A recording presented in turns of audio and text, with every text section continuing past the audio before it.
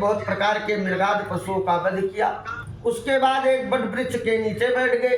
वहीं पर कुछ ग्वाल लोग सत्यनारायण भगवान का पूजन कर रहे थे।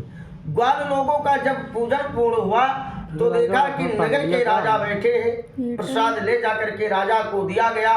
राजा अभिमानी था, उसको जात पात पर घमंड था। उसने भगवान के प्रसाद का परित्याग कर दिया जंगल में। जब प्रसाद का परित्याग किया तो भगवान रुष्ट हो गए। मान लिया आपका हमारा नहीं बैठ रहा है, बोलचाल नहीं है पड़ोसी से, खानदान नहीं है, वो ठीक है, लेकिन अगर भगवान का प्रसाद आवे तो उसको ना ग्रहण करो, लेकिन दंड प्रणाम तो कर ही लो। लेकिन राजा ने ऐसा भी नहीं किया। राजा ना उस प्रसाद को ग्रहण किया, ना दंड प्रणाम। इस कारण से भगवान रुष्ट हुए। तो राजा के 100 पुत्र राज संपदा क्षण मात्र में भगवान ने सब नष्ट कर दिया।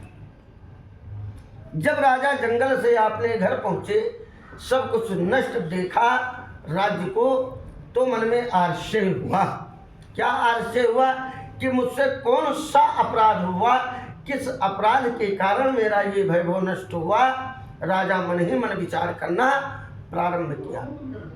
तब राजा को धीरे धीरे बात का ज्ञात हो गई कि आपने जंगल में प्रसाद का परित्याग किया है, क्या उसी की कृपा से तो ऐसा मेरा नहीं हुआ।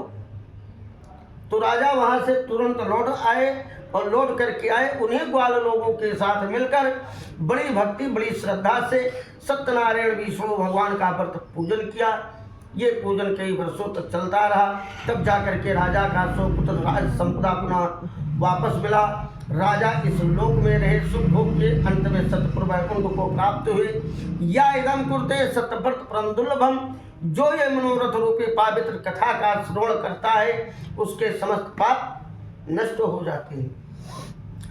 बंधन में बंधा हुआ प्राणी बंधन से मुक्त होता है। रोगाग्रस्त पुरुष रोग से छूट जाता है। दारिद्री धनवान होता है। यह सत्य है, इसमें कोई संशय नहीं।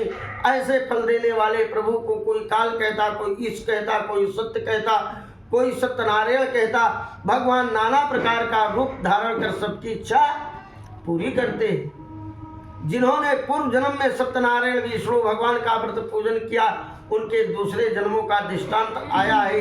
देखिए, जो सतानंद नाम का ब्राह्मण है, ये दूसरे जन्म में सुदामा नामक ब्राह्मण हुआ। श्री कृष्ण की भक्ति करके मोक्ष को प्राप्त हुआ। उल्का मुख नाम जो लकड़हारा है, वो निषाद राज हुआ। राम जी को गंगा उतार कर मोक्ष को प्राप्त हुआ। उल्का मुख नाम के राजा ये दशरथ नाम के राजा हुए। श्री रंगनाथ का पूजन करके वैकुंठ को पधार गए।